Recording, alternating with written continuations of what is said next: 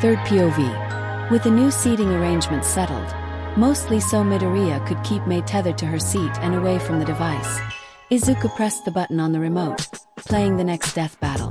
Cyborgs. Boomstick began dramatically. Our fucking badass. Cool, it's another robot fight. Kaminari grinned, excited.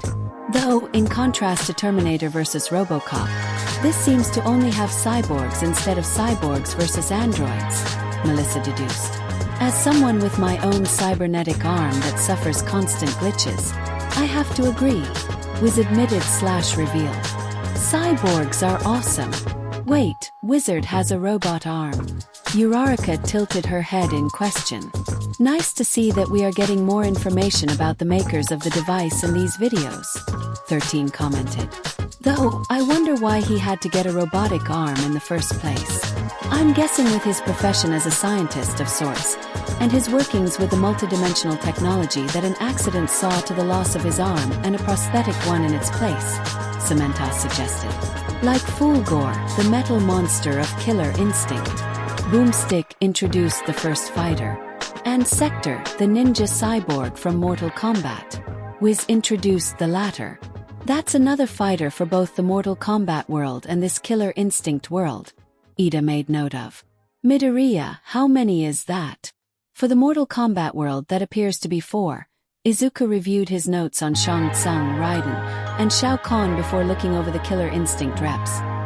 And for Killer Instinct world, if Riptor is part of that world like Koda pointed out in Orchid's fight, this is the third one. Totally should have been Syrax, Boomstick muttered, showing a yellow and silver version of the Mortal Kombat cyborg fighter. There's more, Mei exclaimed, once more trying to reach the device and hound it for more information, only to get reeled back in by Midoriya. There's another cyborg guy that looks just like Sektor, Sato pointed out. I guess he's Syrax. So, Boomstick wanted Syrax to fight instead, Ojiro muttered, scratching his chin. Could Syrax perhaps have more in common with Fulgore than Sektor? I guess we will see, Todoroki shrugged. The sounds of gears and mechanics swerving sounded before a smack was sounded. What the hell? Boomstick exclaimed in pain. Oh sorry, arms glitching up again. Wiz sarcastically apologized. When you least expect it, Wiz, Boomstick warned. When you least expect it. Chuckles and giggles were shared at the hilarity of Wiz's and Boomstick's bromance. I'm Wizard and he's Boomstick, and it's our job to analyze their weapons, armor, and skills to find out who would win a death battle. Wiz finished the intro. The first fighter looked way more like a standard robot than a half-human, half-robot. Multiple versions of the fighter were shown, some more advanced and robotic, others more streamlined like a suit of armor, yet there were some major constants between designs.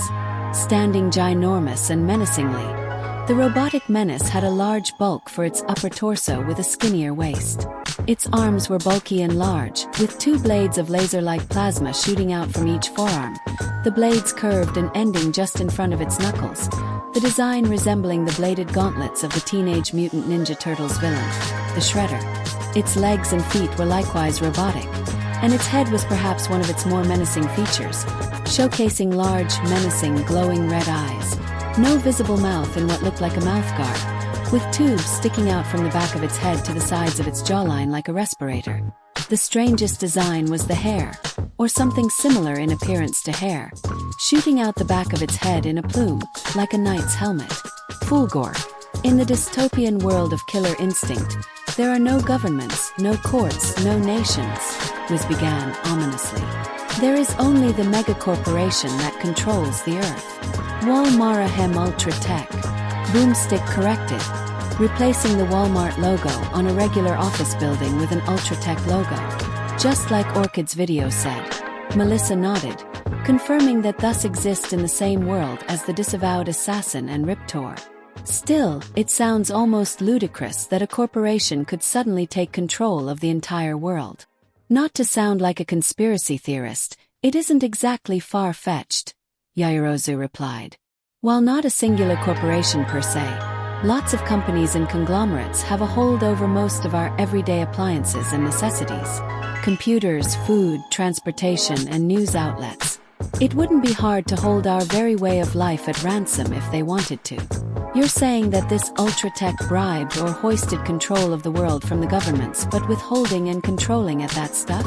Ojiro asked, disturbed at the notion of such a possibility occurring. All I'm saying is that it is a grim possibility should everything fall under the singular umbrella of one company with the means and motive for such ambition, Momo replied. Nizu frowned, not at Yoroza's way of thinking, but at how such a dystopian world could be seen as a possibility. He thought of the company Detnerat, and its various companies and subsidiaries in its association like Feel Good Incorporated, and how the company's rather suspicious encroaching grasp over a multitude of Japanese businesses of importance, such as news stations, publications, appliances, and even support items. To tighten his iron grip even further, Ultratech's chairman plotted to build an army of cybernetic enforcers, was revealed. Thus, he created the deadly sadistic prototype known as Fulgore. Scenes of Fulgore wreaking havoc on various fighters played, showcasing its startling speed and ferocity in combat and weaponry. Jesus! Kaminari muttered, startled. That thing is vicious. So, they basically created their own army of Terminators, David frowned. Fulgore, Boomstick said the name aloud and whimsically. Now, there's a name that will strike fear into your enemies. Just saying it gives me chills. Background. Height. 1.96 meters / 6 feet 5 inches. Weight. 249.5 kilograms / 550 pounds. Manufacturer. Ultratech. Cyber Soldier Prototype. Artificial intelligence based on KI Champion Black Eagle. Primary mission. Kill Yago and conquer the world. Observant viewers blinked at the mention of Izuku's KI counterpart. Standing 6 feet 5 inches with over 500 pounds of reinforced steel, Fulgore is a brutal killing machine, all while rocking a stylish ponytail. Boomstick fully introduced Ultratech's mechanical butcher. Steven Seagal would be proud. Actually, to dupe people into trusting their cyborgs, Ultratech cleverly designed Fulgore to look the part of an honorable knight, helmet plume included, was pointed out, showing the cyber soldier standing next to an image of a medieval knight. Whilst deceiving, appearances are an important factor in the eyes of the public, Edgeshot sagely informed the students. Often, the more chivalrous and safer an image one bears, the more trust one may coerce from the public at large. Nizu scoffed, easily applying this sentiment to the HPSC and their campaigns and means to appear competent and working with the public's interest.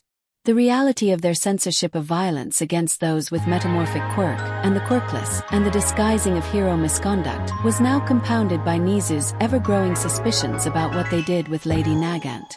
However, that also ends up being harmful toward those with metamorphic quirks. Ryukyu closed her eyes, frowning in displeasure at the biases and bigotry of people based solely on appearances. Those of the group with said metamorphic-based or causing quirks nodded and frowned at the unfortunate fact, like Maruko, who gritted her teeth at the uncountable number of idiots that look at her bunny attributes and think she is some sex-crazed whore or an easy lay. One of Shoji's hands drifted up to the face mask that he wears to make the people around him more comfortable and less intimidated by him. Like that girl he saved from the river. Call it what you want, Wiz, that's a ponytail. Boomstick stood firm on his opinion. Before testing the prototype even began, Ultratech had sold over 15 million Fulgore units worldwide. And if Robocop CD209 has taught us anything, that's a bad idea. Was revealed an image of the large robotic drone firing a barrage of bullets into one unfortunate guy. Eri and Kuta barely squeaked in surprise before their eyes were covered by Uraraka and Mirio. Those drones look like the same ones that Robocop fought during his analysis portion of his video, Powerloader analyzed. Those greedy idiots, Melissa cursed and shook her head in displeasure. How can they just sell that many units without first testing, retesting, and testing a few dozen more times to see if it worked? I think you answered your own question when you called them a bunch of greedy idiots, Toru replied. Someone finally had the bright idea to see if this thing even worked, and entered Fulgore into Ultratech's annual Killer Instinct tournament, Boomstick said. I suppose the best way to test and advertise your invention would be in a worldwide viewed tournament. Izuku shrugged, looking to his side, raising his eyebrow with a smile. Right, May. The pink-haired inventor gained a blush that matched her hair at Izuku's teasing look. I wasn't that bad. Mei made a cute pouting face. That bad. You humiliated me in front of the entire viewing world with your babies. For 10 straight minutes. Ida snapped at the girl who used his naivety against him, and turned the son of the Ida family into a test dummy. Mei's response was to ignore the boy, whose arm chopping was reaching lightspeed levels, with innocent whistling. Sure enough, there was a major problem. Fulgore's mechanical body was so advanced, Ultratecha's top scientists could not create an artificial intelligence that could operate it efficiently, was explained. Yep, that will do it, Kyoka nodded, snickering. Fulgore needed the mind of a true fighting spirit. I've got a bad feeling about this, Aways muttered. Enter Eagle, the older brother of current KI combatant Chief Thunder. Boomstick introduced the Native American fighter, with his full code name of Black Eagle displayed, and his brother with Native American music in the background.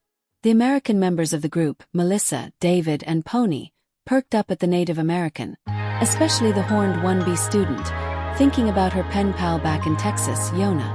Eagle had entered a previous KI tournament and won, was explained Black Eagle's backstory. He used his newfound fame to publicly protest the evils of Ultratech. People rallied. Talk of revolution began to seed. Ha, ironic, Sin grinned. He won a tournament hosted by this evil mega company to protest the same company that hosted the tournament he got his fame from. When life gives you lemons, make lemonade, Aways quoted. Mineta grinned, drooling at the image of Eagle with that hot chick by his side. His mind started getting daydreams of him standing on a pedestal with the girls slobbering at his feet. Before the daydream turned into a nightmare when Midoriya toppled him down, looking like some hardcore angel from Diablo, taking the girls and bringing down his holy sword on him. Mineta snapped out of his daydream turned nightmare and shivered. A mental note made to perhaps stay away from the girls Izuku was interested in. But then some guy at Ultratech, probably the dude who wanted to test Fulgore, was like, hey, let's kill Eagle, stop his revolution, then rip out his brain and drop it in our robot. Boomstick jumped in, showcasing an anonymous figure image detailing the plan in comical steps. From Step 1, Murder, 2, Crush Dreams, 3, Brain Handling, and Step 4, Profit.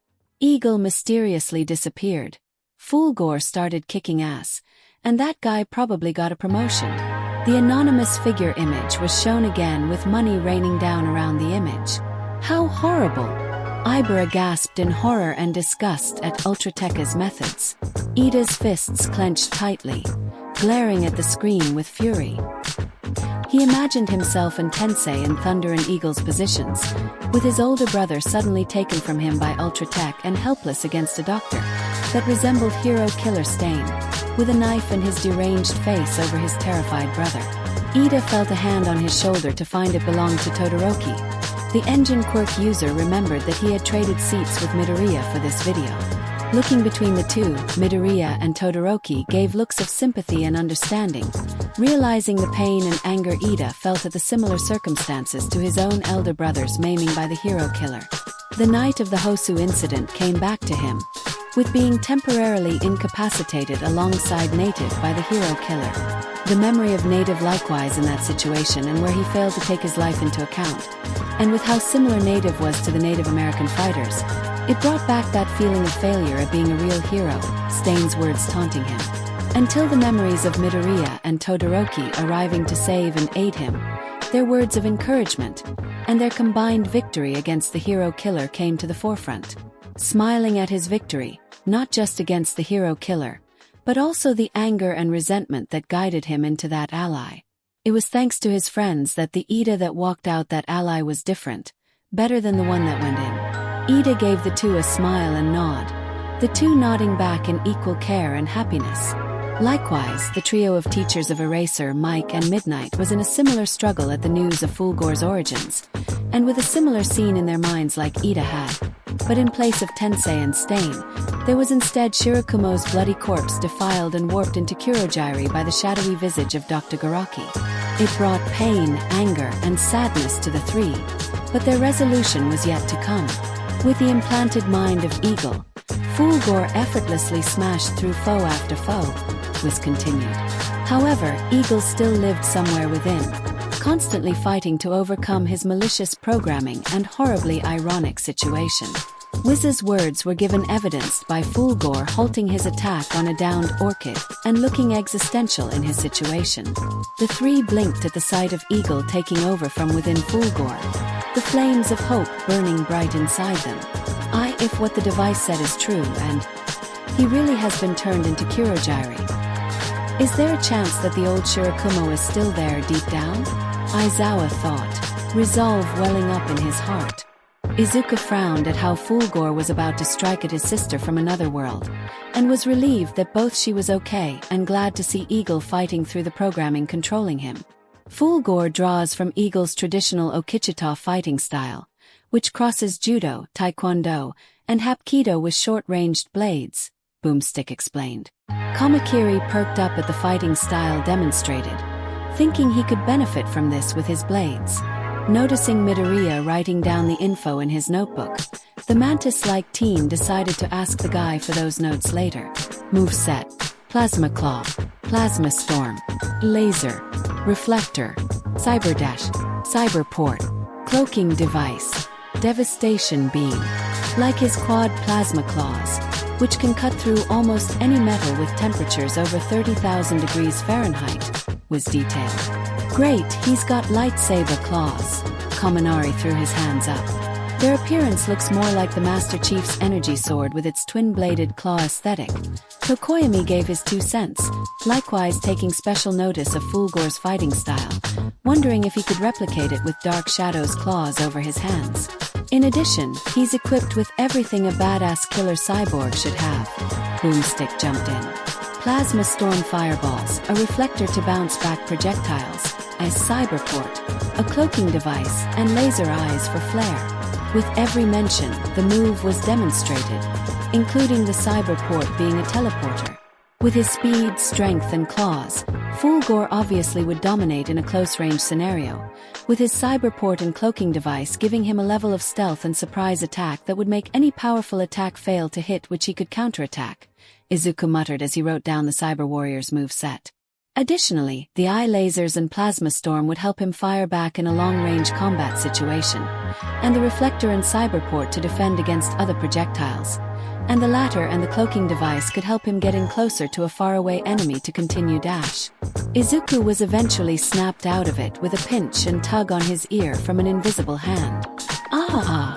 Izuku exclaimed in slight pain and surprise. Earth to Midori, you were muttering again, Toru said. Sorry, Izuku stuttered. It's fine, Midori. Toru shook off the attempted apology. It's cute and all, but kinda distracting. Not as cute and distracting as you, Izuku muttered offhandedly. Say what? Toru squeaked, a blush where her cheeks would be. Nothing. Nothing at all. Izuku tried to recover, his own cheeks burning bright. He would have tried to stutter out an excuse when he realized he let go of Black Whip's hold on May. He barely managed to re-snag the pink-haired inventor and drag her whiny ass back into her seat. Meanwhile, Toru was blushing and fidgeting like a nervous wreck from Midoriya's words. He called me cute and distracting. She squealed to herself, feeling like she was on cloud 9. No mercies. Turret morph. Laser sight. Machine morph. Terminator. And when his foe's time grows short, Fulgore uses one of 4 overwhelming finishers called No Mercies, was added. Fulgore demonstrated his turret morph No Mercy by removing his head and out popped a turret that fired a hail of bullets onto TJ Combo before the boxer fell over dead. I don't even where was he keeping that? Boomstick exclaimed. And how can he even see where he's aiming? That detective is the right question, Kaminari memed. Punishment. Earphone jack sound blasts to the ear. Result. Comical spasming. I guess Fulgore can give quite the killer look. Mirio made a pun. Punishment. Frying pan to the back of the head. Result. Comical fainting. When will they learn? Nijire fondly shook her head, while Eri lightly and comically chopped Mirio's slumped-over body. Probably never, Kyoka sighed, while Mineta and Zero shook Kaminari awake. Fulgore's strength is staggering, but where does all this power come from? Wiz asked his own question. Hidden within his armored chassis is Dash. That giant fucking turret somehow. Boomstick interrupted. The turret morph No Mercy was shown again. A nuclear reactor, Wiz continued, unimpeded, which powers everything at his disposal. Are you telling me that that metal monster is powered by a goddamn nuclear reactor? Setsuna exclaimed in shock, her eyes comically bulging outward. And that if this one Fulgore unit is powered by one, then the others must be powered by similar reactors, Melissa added, likewise in shock. Oh, maybe Dash. Absolutely not. Both Izuku and Power Loader cut May off. Okay, fine. May raised her hands, not far up given her tied-up circumstance. I was only joking. No, you weren't, Uraraka spoke up, already knowing the eccentric inventor enough to confidently say this. Reactor. Power source. Charges up through. Activated charge. Auto triple attack. Instinct mode. Full charge required for devastation beam. Full charge increases speed and power. Fulgore can manually overclock this reactor, increasing its charge multiple times. Was continued, showcasing the reactor gauge going up as Fulgore charged till when it reached the limit the nuclear icon started spinning. At max charge, he gains a massive power increase, doubling his speed and allowing him to fire a giant laser of doom. The devastation beam, Boomstick revealed. Fulgore's chest opened up and out from it fired a powerful red laser of destruction at Yago. Aoyama suddenly felt his naval laser outclassed at the sight of such a powerful laser coming from the robot's chest. The rest of the group had their eyes widened to comical proportions. With something like that, he's gotta be unstoppable, Boomstick said. Try impossible, Fat Gum guffawed. And I mean this feels like something impossible for us to destroy unless we suddenly want a nuke blowing up.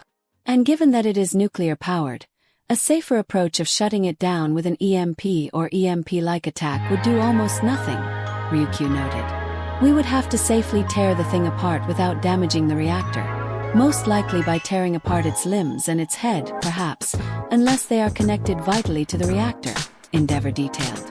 And quirks that can absorb energy, specifically nuclear energy, are hard to come by. To absorbing the nuclear energy from its systems would also be next to impossible. Almost until he met the warrior monk Yago, who literally tore him apart, was revealed. Well, I guess dismemberment would be a viable strategy, Snipe chuckled. And it was from Yago, Izuku's counterpart, Setsuna pointed out. Nice job, Green Bean. Thanks Suna, but Dash. If you start denying it and saying it was just Yago, I will literally tie you up and force you to stay in Monoma's room listening to him bitch and moan about your class, Setsuna warned him with a serious look. Izuku's silent response was to zip his mouth and toss the key, which Setsuna caught and winked at him, the two of them blushing at their act. Monoma fumed and almost spoke up in his defense, almost being the key word, thanks to a quick chop to the neck by Itsuka. Despite the dismemberment, Ultratech still had plans for their mechanical butcher, which showed the Metal Warrior rebuilt. He was rebuilt, stronger, faster, and reprogrammed with a new mission. Find and kill his rival Yago, a mission Fulgore never completed. I guess he could say he was your arch-nemesis, Deku, Uraraka declared in a dramatic voice. Hee I guess, Izuku scratched his cheek, all but failing to keep what he felt might be his actual arch-nemesis, All for One and Shigaraki from his mind. Feats and faults. Plus defeated TJ combo effortlessly. Plus defeated Orchid. Plus mind of a former KI champion. Beaten by Orchid and Yago together. Has yet to defeat Yago. Charging reactor severely opens up defenses. He came so close, Boomstick exclaimed. But then the little wuss called in his god-slaying sister, Orchid, and double-teamed him into destruction. This was proven by an image of Yago and Orchid both holding Fulgore's severed head. Ha! Eat shit, Deku. Bakugu taunted mockingly. You almost got your ass handed to you by the Tin Man there that you had to have your sister bail you out. Yeah, I'm assuming you would do better. Izuku rolled his eyes and looked unimpressed at his rival. You bet I would, Bakugo declared. Okay, well, since I needed my god-slaying sister to help me beat Fulgore, tell me what gods have you killed? Oh great king explosion murder? Izuku snarked back. Nothing but garbled noises and dying words came out of Bakugo's mouth. The spiky blonde half got nothing to say and was half surprised that often shy, stuttering Deku could suddenly snark back at him like that. Damn! Both Mineta and Kaminari exclaimed, which proved to be a mistake as they were now the target of Bakugo's fury. Any chances that Deku's bad boy confidence will stay after the aphrodisiac is gone? Nijire whispered to Uraraka. Hopefully, Uraraka whispered back. It is kinda hot, isn't it? I know, Nijire whispered back, grin wide and pulling at her shirt's collar in emphasis. I'm sure Papa will be more confident for the two of you, Miss Oka and Auntie Niji. The two looked down at Uraraka's lap, suddenly remembering that Eri was now here. The white-haired girl smiled a bright shit-eating grin at the two of them. Papa would do anything for those he likes. Uraraka and Nijire both started to heat and blush as hot as a nuclear reactor, steam whistling out of their ears. Deku likes us. /Zizuzu likes us. Eri noticed the two's blushes and brought a finger over her cheeky grin. Shoo, Papa doesn't know it himself, but I can tell, Eri whispered. I'm rooting for you and the others. While the two tried and failed to reply to Eri's teasing, Eri wanted to call them Mama, but held herself back, deciding to wait till they or Papa made a move. Please be soon, she prayed. Still, Fulgore is a monster, annihilating anyone who gets in his way, Boomstick continued. Well, nearly anyone, bitch.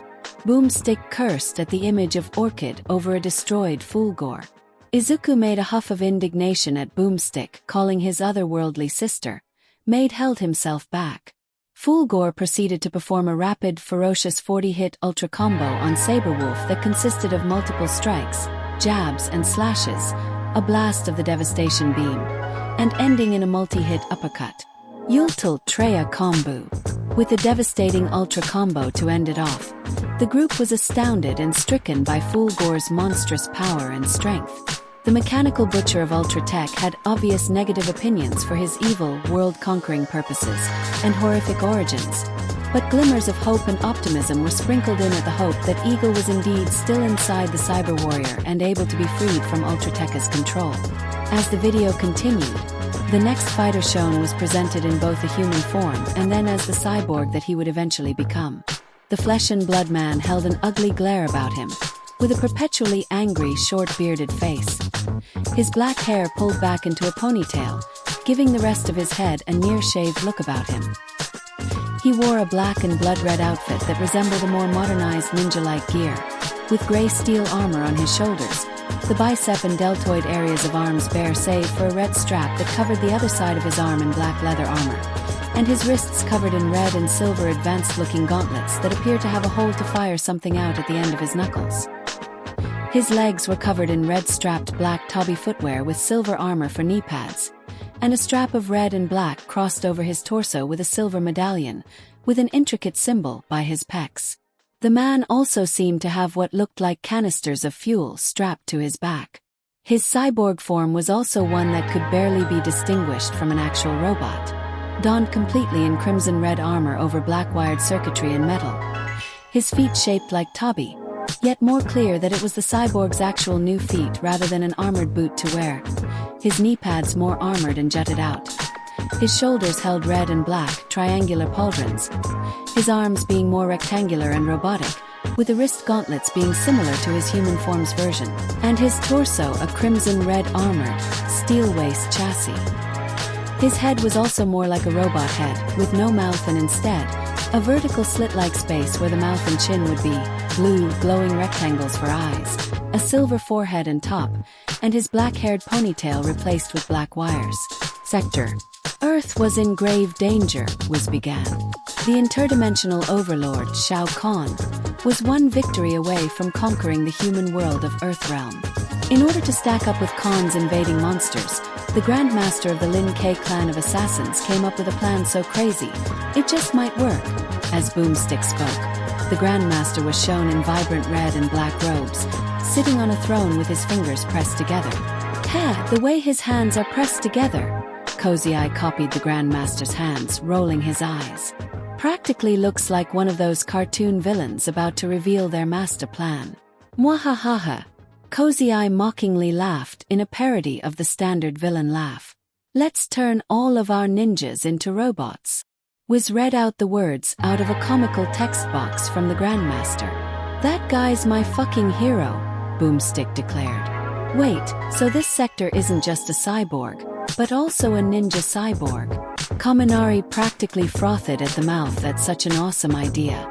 I have officially found my favorite thing of all time, Kamakiri declared with a blank, expressionless face. I suppose you are happy about this, Edge?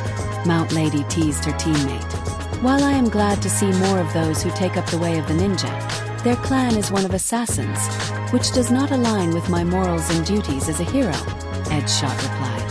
Thus, the Cyber Initiative was created, Wiz revealed, showing the gruesome scene of a man strapped to a table being dissected and implanted with wires and metal.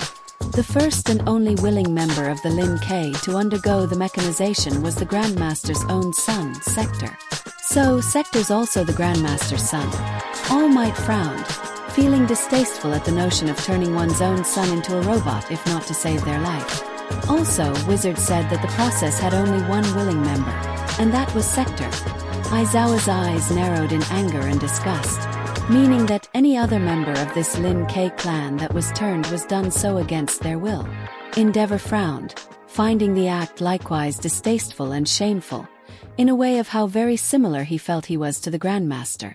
Memories of both his training sessions with Tuya and Shoto came to mind, how he worked them, twisted them, and tried to shape them into his tools to carry on out his goal of surpassing All Might, only for Tuya to grow increasingly unstable and burn himself, and for Shoto to have his signature scar burned onto him by his unstable wife, raising his hand against the wife he actually cared for, and his son glaring at him with such hate and fury that he led himself down a path of self-destruction that only Midoriya managed to snap him out of. Background.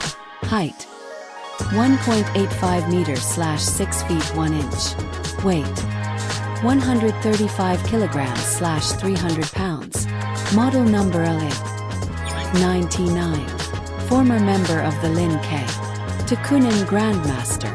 Fighting styles: ninjutsu, sambo, renpo. Who names their kid Sektor? Boomstick questioned. It's like the day his child was born he's like, I'm going to give you this cool cyber name, just in case I ever pull off my crazy AA plan to turn everyone I know into robots. Sektor appeared out of the ground in a digitized portal of green energy. I will show no mercy, he declared in his cybernetic voice as he thrust his wrists out, flames spewing out. He has a flamethrower too, Mineta exclaimed. Todoroki's eyes narrowed. The whole situation of a father turning his son into a weapon not lost on him to his own history, and the flamethrowers of this cyborg ninja didn't help. He also appears to have a teleporting device as well, Jirota analyzed the Cyber Lin K. So, Fulgore and Sektor have teleportation abilities and are human-turned cyborg warriors. Sektor was already an unrivaled assassin and master of ninjutsu, sambo and kenpo, was listed his martial arts mastery. Itsuka nodded, impressed at Sektor's array of martial arts skills, and paid closer attention to the cyborg warrior's fighting style, to see if she could incorporate some of his styles into her own. As a cyborg, he's all that, plus extra armor and a never-ending supply of missiles, Boomstick added, showing the cyborg open up his chest to fire a volley of missiles at an unknown target, blowing things up. Why would a ninja, master of the silent kill, use a missile launcher? Was questioned, showing an image of a typical ninja wielding a missile launcher. Because it's more badass that way. Bakuga laughed. Of course you would say that. Todoroki rolled his eyes. Screw off, icy hot. Bakuga roared back. I don't see you complaining that he has flamethrowers either. Moveset: chest missile, double missile, homing missile, upward missile, rocket punch, flame burner, a flamethrower, cloaking device, laser pistol, pulse blades. He's also got 2 flamethrowers on his wrists, a cloaking device, a laser pistol, a teleporting rocket punch, and lightsabers. Boomstick listed Sektor's moveset. See? Bakugo gestured to Todoroki the screen with Sektor firing his flamethrowers. Okay, those are just straight-up lightsabers. Kaminari threw his hands up again. Like, look at them. They're actually called pulse blades, was corrected. They're definitely lightsabers, Boomstick continued. Sweet, royalty-free lightsabers. Add lightsaber-like weaponry and cloaking capabilities to the list of comparisons between him and Fulgore, Setsuna noted. And I'm willing to bet that this is a villain battle with Sektor, some kind of antagonist in this Mortal Kombat world. Fatalities. Compactor. Flamethrower. Aircrow. Missile strike. A single powerful missile. Robosuke. Fires 5 missiles at once. Sektor used his Robosuke fatality on Melina, with 4 missiles popping out of the Crimson Cyborg and hovering next to him, a smaller 5th one firing out and exploding her upper half into 4 pieces that the 4 missiles honed onto and exploded in midair. Gags were around the group, either by those trying to hold in the contents of their stomach or stopping mid-sip of their drinks at the gruesome fatality. Didn't that woman look like that clone of Lady Nagant's counterpart, Kitana? Setsuna coughed before speaking. To close a kill, Sektor finishes foes with a brutal fatality, like the Robosuke missile strike or the compactor, was listed the fatalities. Sektor approached a downed Sonya Blade, using the compactor fatality by opening his chest and a compactor forming out and crushing Sonya into a bloody paste of blood and bones. Stop! Stop! Mount Lady coughed again as she sipped her drink in an attempt to wash away the disgust of the first fatality. We get it. The people of that universe are messed up. I'm starting to think maybe getting food and drinks for gruesome videos like these was a bad idea, Midnight muttered. Okay, how do these robo guys keep all this impossible shit in their chests? Boomstick exclaimed his incredulity. Do they have black holes for hearts or something? I suppose when you are a robot, you don't exactly need a lot of the organs and bones that regular humans use, so you can just stuff a whole bunch of babies inside, May figured. That's a rather disturbing and accurate assumption. Itsuka's sweat dropped. Regardless of the storage quandary, Sektor's compactor can crush a human being in mere seconds, was continued, showing a drawing of Sektor's compactor crushing a human stick figure. At minimum, crushing an entire human body into paste requires nearly 2 tons of pressure. The screen showed the accurate answer of 1.8 tons. IG guess that will be helpful to keep in mind with our hero work. Sato tried to put a positive spin on that information. Honestly, it's still a miracle I survived when I got crushed by something that heavy. Zero sighed in relief, thinking back to the unfortunate baseball incident.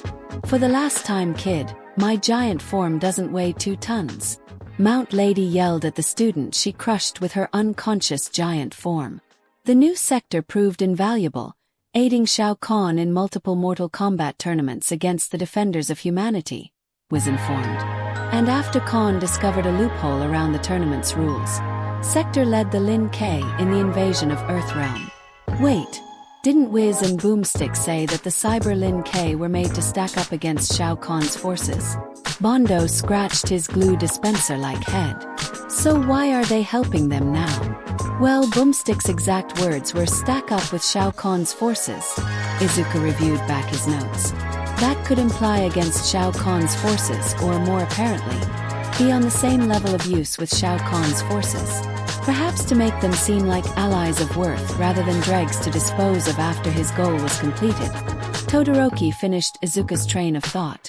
Edgeshot grew more upset that the way of the ninja was not only perverted with this mad science but used such a practice that he has dedicated his life to mastering, for evil and world domination. But despite the pure badassery of being a robo-ninja, not everybody wanted to do it, Boomstick pointed out, showing a black man in similar attire, yet yellow and black, to Sektor's attire when he was human. Fearing the loss of mind and soul, a few Lin K managed to escape, including Sektor's former partner in the first modern Mortal Kombat tournament, Syrax. Wizard revealed the Lin K member. Edgeshot nodded, appreciating that most of the Lin K refused such a perverse directive of their order and flee from this fate. Fat load of good that did, Boomstick muttered, showing Syrax's human form replaced by his yellow and black cyborg form. Edshot's sweat dropped, thinking he may have thought too soon. I see, Nizu muttered, frowning at the similarities. Syrax was an unfortunate case of a Lin K member that was forcibly turned into a cyborg. And with how similar it is to Eagle's fate of turning into Fulgore, this is the missing context of Boomstick's words at the beginning. So, why have the chump that willingly turned into a cyborg as Fulgore's fighter? My question. Perhaps Sektor was the more powerfully skilled and notable of the two. Or there may be more to come in his part of the video, Tiger suggested. Sektor was tasked with hunting these traitors and dragging them back to the Grandmaster, dead or alive. Was explained, showing another Lin K ninja, this one in gray and black ninja armor, and his face concealed under a mask. The list of defectors included a young ninja named Sub-Zero, which showed another ninja that had a similar attire to the gray one, with his outfit blacker and bluer, and perpetually breathing out cold air. Feats and faults, plus defeated Smoke, plus defeated Hydro with Syrax, plus assassinated Lin K Grandmaster, lost Grandmaster title to Sub-Zero, has yet to defeat Sub-Zero, mentally insane. Mecha Sektor was nearly unstoppable. Boomstick took over. He slaughtered the clan's enemies by the dozens, without so much as batting a robo-eye. But no matter how hard he tried, he could never take down that poster boy Sub-Zero. So, Sektor's comparison with Fulgore was having a powerful rival that he has never defeated, Vlad King figured out. Still sounds like this Syrax guy might have been the more comparable fighter, Pixie Bob shrugged. Until Raiden reset the timeline and practically gift-wrapped him, was noted, showing Sub-Zero overwhelmed and trapped by the Cyber Lin K after Raiden reset the timeline. Shoot! All Might rubbed his neck, feeling guilty for his counterpart's actions. Don't be so upset, Toshi. David put a hand on his friend's shoulder. I'm pretty sure this must be some kind of casual effect of tampering with the timeline, but it was perhaps the preferable option given the original outcome. Tell that to the ninja, Snipe pointed. However, Sektor's transformation was not perfect, Wiz began to point out. While his cybernetics enhanced his body, they had a different effect on his mind. In just a few years, Sektor unraveled, tumbling deeper and deeper into an unescapable well of insanity. The visual aid shown to highlight this point was Sektor's figure tumbling down a swirling pit of blank white. I think this also goes into that whole power corrupts analogy, Ojiro pointed out. Indeed, Edshot nodded. The human mind is perhaps incapable of handling the stress and change into a cybernetic existence. All Might and Izuku flinched, comparing this to the Nomu and the unfortunate individuals of the past, whose minds were destroyed and warped beyond measure by the multiple quirks bestowed by All for One. Mad with power, Sektor murdered his own father, intending to take the title of Grandmaster for himself. Was revealed, showing the mad cyborg murdering the black and red-robed man and obtaining the golden dragon amulet, stained in his father's blood. Not manly, Tetsu grumbled. Not manly at all, Kirishima shook his head. He who sacrifices conscience to ambition burns a picture to obtain the ashes, Tokoyami sagely said. Reiko didn't want to shiver in the delight of Tokoyami's sage wisdom, not so soon after patricide, and so contained herself, barely, until Sub-Zero showed up and totally ninja'd that shit, and then kicked him out of the Lin K for good, Boomstick revealed. Bummer. And yet I have no sympathy for someone who murdered their parent, Setsuna shook her head. I mean without a good reason. And what reason would patricide be acceptable? Ibra raised an eyebrow at her. Self-defense, whether for yourself, your siblings, or your mother, your father becoming a zombie, him being an evil piece of shit with no intention of stopping, Setsuna listed. Should I go on? Sektor was alone. His only companions the twisted voices in his head, which showed the exiled former Grandmaster alone in a field of fire. Eventually, he managed to found his own clan of cyber warriors, the Takunin. Shown on screen was Sektor leading a new clan of red and black armored cyber ninjas. Sektor now roams the realms, hungry for mortal combat. Mortal combat! boomstick and began humming the Mortal Kombat theme. Do-do-do, do-do-do, do-do-do, do-do-do-do. I guess that must be the theme of Mortal Kombat, Mina questioned, yet grinned and chuckled at Boomstick's humming. Hey Jiro, mind seeing if you can find and play that theme? Sure, Kyoka shrugged, typing in Mortal Kombat for an easy find. Once she did, the group was hit with the dope arcade soundtrack. You guys already know it. Cool. That sounds sick, Bakugo exclaimed, feeling pumped up. Yeah, that sounds super manly, Kirishima exclaimed. I feel super pumped for a fight or to go to the gym. Easy there, Kiri. Mina calmed her friends down. We still have the videos to watch. You actually did it, Smoke exclaimed, horrified. You're a cyborg. We are the Lin K, Sektor declared. His fist slammed over where his heart once was. More stealthful than the night, more deadly than the dawn. I suppose that must be the oath or saying of the Lin K, Mandalay guessed. Sounds fitting for a group of assassins. With the end of Sektor's analysis, the group held fewer mixed feelings than they held for Fulgore.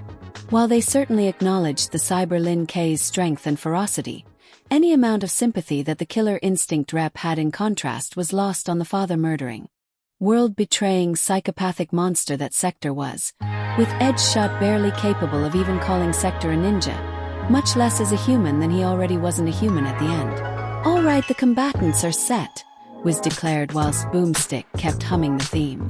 Let's end this debate once and for all. Death battle, Boomstick roared out. As the video paused while the device scanned for counterpart, the group debated and voted on who the winner between the two cyborg warriors would be. For Fulgore, those in his camp included many sympathy votes for Eagle's situation like Mike, Midnight, and Aizawa, unable to not compare this to Oboro likely being Kurogiri, as well as Ida, finding himself relating to Eagle's brother, Thunder, on how the both of them lost their elder brother to the evil works of madmen. Izuku likewise gave a sympathetic vote to Fulgore, but also because of the Ultra-Tech warrior's power, bulk, and the reactor that he felt would give Fulgore a winning edge. His sentiments shared by Momo and All Might. Kirishima and Tetsu voted for Fulgore's greater bulk and defense.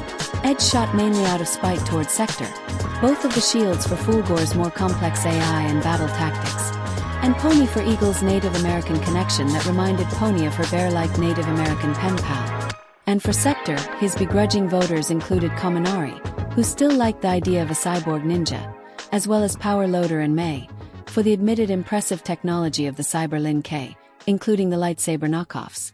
Todoroki voted for Sektor's firepower and a slightly begrudging relation to having father issues. Bakugo also voted for Sektor based on his more explosive firepower and that Sektor's speed and agility would overcome Fulgore's slower bulk. That latter sentiment was shared with Mina and Hagakure, the latter of whom also because Sektor's invisibility would be greater benefited from his speed and agility. Setsuna and Miruko likewise preferred Sektor based on his agility and ninja training, Kendo and Ojiro on Sektor's more familiar martial arts mastery, and his ferocity won him a vote from Mount Lady. Endeavor would also vote for the Takunin Grandmaster, feeling a slight obligation given his own part in turning one's son into a tool for one's greater ambition, with a guilty part of him finding this situation rather comparable to what he did to both Shoto and Tuya. Multiversal counterpart detected. The device finished its scanning. Black Eagle aka Fulgore. Multiversal counterpart. Tensei Ida aka Ingenium. Ida flinched as the counterpart comparison was as he dreadfully predicted. Ida, I'm so sorry. Melissa patted the teen on his shoulder. It is fine. Ida sighed and steeled his resolve. I had a feeling that this would be the likely outcome. Though, I take heart that this version of my brother is likely still fighting on from inside that metal monstrosity for his freedom back. And solace that my brother remains alive and with my family. That's the spirit, Ida. Uraraka cheered for her friend. Manly. Kirishima and Tetsu exclaimed in response. Ida once more looked back at Todoroki and Izuku, giving them smiles and nods of gratitude, and the two of them gave their own in return. While the teachers gave their respectful nods, the youngest son of the Ida family, Aizawa, Mike, and Midnight felt guilty. At first, when the counterpart was made out as Tensei rather than Oboro, as they were initially expecting, they were relieved that another one of their friends' counterparts did not end up in the same situation as Shadow and Robocop from before, or to even hear the still preposterous notion of Shirakumo as Kurogiri. Then when they were aware of Ida's plight regarding this being his brother's counterpart that ended up like this, the guilt set in. Mike bitterly scoffed at how the three couldn't find even a momentary solace that wasn't bittersweet. Sektor. Multiversal counterpart. DBI aka error. True identity classified based upon current timeline. Blinks of surprise were met at the sudden refusal of sharing Dobby's identity and the reason why. The heroes gained suspicious looks and thoughts of why this particular member of the League of Villains had this true identity kept secret compared to Kurogiri, and made just as mysterious as All for One himself. Endeavor glared suspiciously at the dark-haired patchworked man from the League, finally seeing the villain in full clarity. When the heroes had invaded the League's hideout in Kamino, he was on the ground with the officers and never saw the man before they escaped through a teleportation quirk from All for One. And when he arrived at the battlefield where All Might stood against the true mastermind of the League, the other members were already gone, teleported away by Kurogiri. The last time he actually saw the man was after his battle with Hien Nomu Hood, though even then he didn't get a good look at him. His vision blurry from a blow from the Nomu that gave him the scar he now bore to this day, and the subsequent blood that clouded his vision further. All he could remember was the vague, blurry visage of his form, the blue flames he erected around them, and Hawks, and Dobby's taunting words that still echoed in his head. "And don't you dare get killed, Njai Todoroki." Dobby had yelled out before he was teleported away by the same quirk the League used to get away back in Kamino. Endeavor knew that as a popular hero and through his son. His name wasn't exactly a public secret, but not many knew his first name. And the dark foreboding feeling that welled in him when Dobby had said his name, even the tone of his voice, was so familiar. And now, looking at the image of the man, that familiarity was growing more and more apparent, especially those turquoise blue eyes. The same ones he saw in Shoto's left eye. The same ones he saw when looking in the mirror. Endeavor shook his head. "No, don't be ridiculous. It's mere coincidence, and nothing more." Endeavor denied the dreadful possibility, even as the evidence and possibility only grew. Shoto looked at the face of the member of the League, remembering back to when he had failed to save Bakugu from Dobby's grasp. Well, isn't that a tragedy? Poor little Shoto Todoroki. Other than the shame garnered from the villain's mocking, Todoroki felt those words from Dobby held greater significance than he at first suspected. They sounded personal, like my failure was something gratifying for more. Todoroki thought. But why? What did I ever do to him? Or is it because of my relation to Endeavor? Shoto then saw his eyes, the same color as his father's and his own. Is he related to us? Like a cousin or something? Shoto almost wanted to scoff at the thought of being related to the murderer of the hero Snatch. But he bore witness firsthand to a member of the Todoroki family being cruel and villainous in action, despite his title as a hero and a father. Who's to say that Endeavor's family is any better? Nizu narrowed his eyes in suspicion, his brain calculating various possibilities of who Dobby was and why his identity was made such a secret from them. He also wondered if this censorship was a countermeasure made by the device itself or an act of intervention of the entity that was watching over them, Zayden. In retrospect, the group didn't give much thought the first time the device censored a counterpart's identity, that being when Akuma was found the counterpart of All for One in the second video. And only one being seemed to have any sort of control, sway, or input in how the device operated was this Zayden, such as Midoriya's counterparts in Kratos and Spawn, Midoriya's shielding, and the lightsabers. Perhaps something to ask later.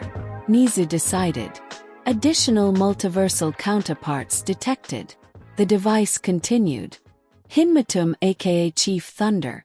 Multiversal counterpart Tenya Ida. I guess we should have expected, Kaminari shrugged. Either way, congrats, Prez. Your counterpart looks rather sick. Yes, thank you, Kaminari, Ida nodded back. I do admit that my counterpart does indeed look sick. With how Ida stressed the word out because of his inexperience with it, it drew chuckles from the students. Sirax, multiversal counterpart. Oboro Shirakumo aka Kurojiri. Mike almost wanted to curse out loud but reeled himself in and settled with stomping his foot in frustration. Eraser and Midnight weren't any better with the former glaring red daggers at the screen and Midnight choking up a sob. Okay, what the hell is going on here? Bakugo snapped, roaring out his confusion. This is third goddamn time this guy shows up as a counterpart, and all three it was from some cool yet tragic character even though he's a villain. What gives? Mr. Bakugo, please restrain yourself. The principal's words drew a chill in the blonde as he turned to see the rodent principal of the school looking rather pissed, or as pissed as the rodent allowed himself to look. I understand your frustration and confusion. However, you must take into account that it is not only yourself that is confused by this disturbing news, nor any more upset than others feel at present. Bakugo drifted his eyes towards his homeroom teacher, along with Mike and Midnight, the students fully aware of how emotionally distraught and angered this news was making them and quickly figuring out the connection. Rest assured that we are doing whatever we can to get to the bottom of this mystery, and should this information pertain to you or be of any relevance to any of you, you will be notified. Nizu's tone and stress of his words made it clear to the students to stop pressing for answers and, in a more polite way, that they didn't need to know and so back off. Are we clear? Keeping down the shivers that the UA principal brought in the normally fearless teen, Bakugo scoffed and said, "Yeah." The tension in the room was a little strained and high, the students feeling like they just got a harsh scolding from their parents.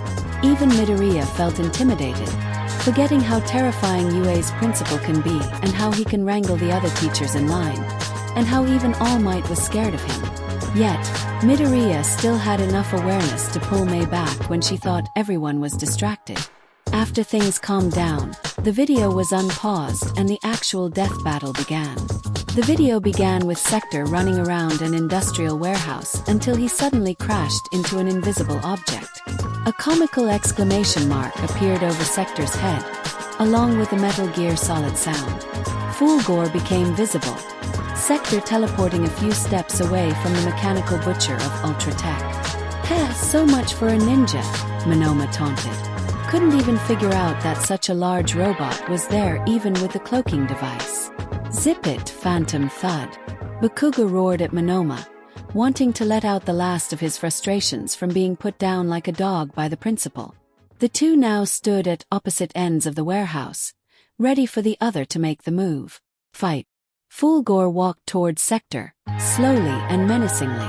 Impatient, Sektor fired a missile from his chest at the Ultratech warrior. As the missile reached him, Fulgore activated his reflector, sending the missile right back at Sektor. While Sektor managed to dodge the missile, he was unprepared for Fulgore Cyber dashing right in front of him and striking him in the robotic gut. "Impressive," Edgeshot nodded. Fulgore deliberately walked slowly to provoke Sektor to attack and make out Sektor's capabilities, including his long-range weaponry. Fulgore then used his reflector, confident it would reflect Sektor's missile, and distract him long enough to close the distance and counterattack. Fatgum nodded. "Smart." Fulgore pressed his attack with a quick right jab and downward slash with his plasma claws. He activated his cyberport to attack Sektor from behind, grabbing and electrocuting the Takunin Grandmaster before knocking him away with a roundhouse kick. "Brutal combo," an announcer declared, showing the attack to be a 7-hit combo. "Hey, it's that same announcer voice from Orchid's battle against Ivy," Rin pointed out. "Nice. Wait, how was that 7-hit combo?" Hananuki asked. "Didn't he only hit him 5 times?" That first counterattack to the Sektor's stomach lasted for a bit, and you could see how the impacts counted twice after the first, Shoda answered. "So, that was 3, then he attacked twice up front, and then electrocuted and kicked him for another 2 hits, and that makes a 7-hit combo." Fulgore proceeded to charge his reactor, a filling gauge appearing in the lower left corner. "And he's charging up his reactor," Itsuka said. "If Sektor wants to finish Fulgore, he'll have to beat him before Fulgore charges that up fully or he'll be in trouble." Sektor recovered and teleported below Fulgore, rising and striking from below with an uppercut that sent the metal monster into the air. Sektor jumped up to grab Fulgore and slam him down to the ground, and when Fulgore bounced up, He was met with 2 mid-air strikes and a final brutal slam to the ground. Sektor teleported again and tried to cannonball strike at Fulgore, only for Fulgore to recover and block in time to end the combo. Hyper! The announcer declared the combo as a 5-hit one. Okay, not as much as Fulgore did to him, but Sektor clearly is the faster and more aerial of the two, Ojiro stated. If he can continue to juggle him in the air, Fulgore might be overwhelmed. Sektor pressed on by shooting his flamethrowers at Fulgore, stunning him. As he was stunned, the Cyber Lin K quickly charged at Fulgore with his red pulse blades. Fulgore was attacked with rapid slashes and strikes from Sektor's pulse blades, the blades sounding like lightsabers as Sektor spun and whirled them around. Yep, those sounds exactly like Luke's lightsaber, Mineta said. Ha!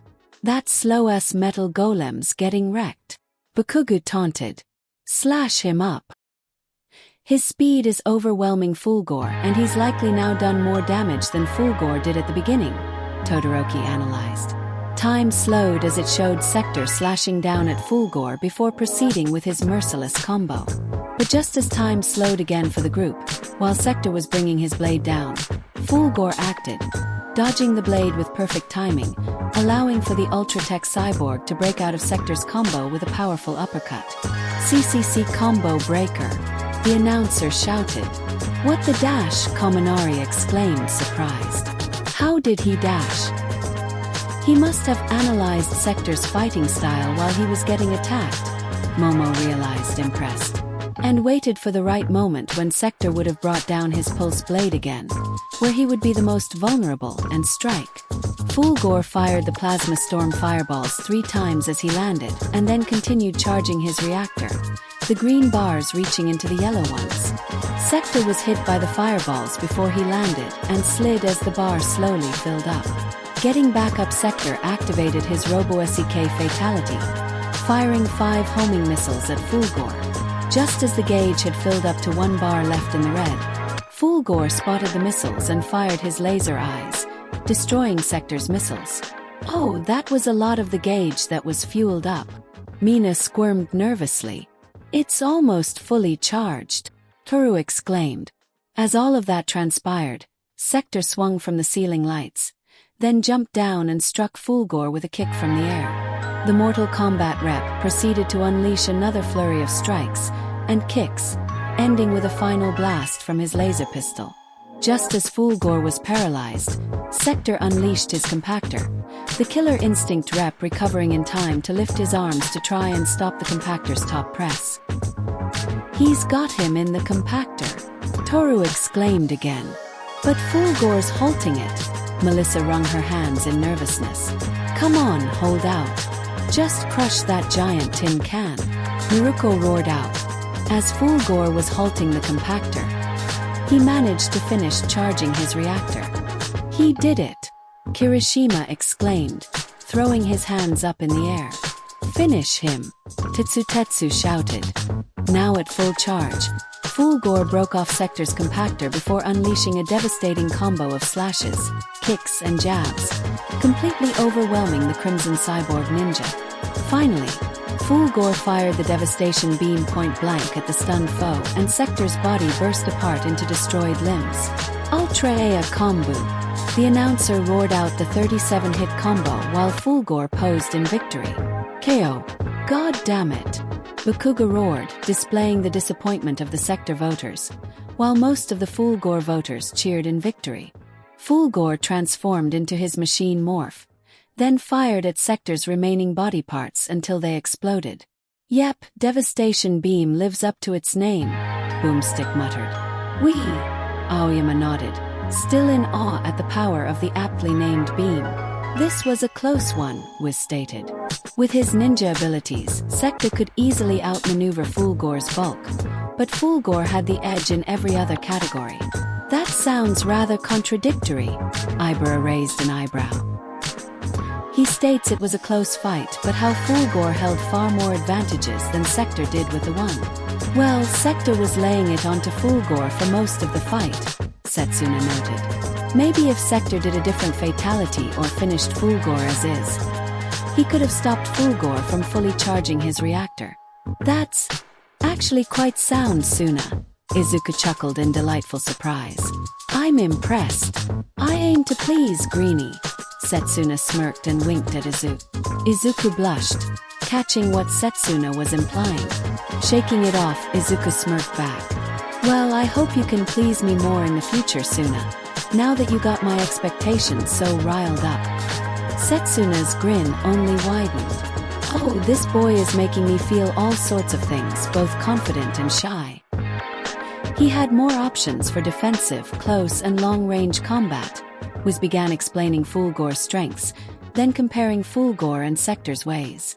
Being almost twice as big, his size and strength surmounted Sektor's, and whenever Sektor did get an upper hand, Fulgore simply overclocked his reactor to compensate. Both of them had cloaking and teleporting devices, but only Fulgore had the reflector, Jirota analyzed. Fulgore also matched Sektor in how many long-ranged weapons he had, but his plasma storm and laser eyes were faster, and the devastation beam had more power. Plus, remember what Wizard analyzed about the compactor? Momo brought up. He analyzed how much force it would take to press an entire human body, but notably excluded to mention the force required for Sektor to compact a metal cyborg taller and bulkier than himself, much less a normal human. And while neither of them have successfully defeated their rivals, Sektor has been humiliated by Sub-Zero over and over, but Fulgore would have won his second duel with Yago if Orchid hadn't stepped in, Boomstick pointed out. It took the combined might of two demigod killers to take Fulgore down, was emphasized. Ah, I see, Todoroki nodded. That makes more sense to scale the two. It also stated under the feats that Fulgore also took down Orchid on his own at one point, so on their own he could defeat Yago and Orchid, but it took both of them together to beat him. Izuku smirked at Bakugu.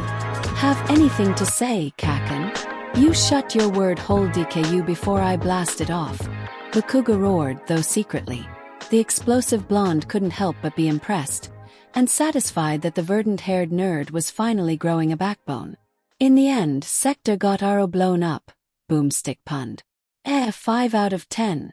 Nijire made a so-and-so gesture. The winner is Fulgore, Wiz declared. Claps for the good death battle were had, both begrudging and others full of victory. So, these are good and all, but how much more do we have of these left? Mount Lady yawned. I'm getting kind of tired. We will have one more for the day, and we will pick up more for tomorrow if that is okay with everyone? Nizu asked.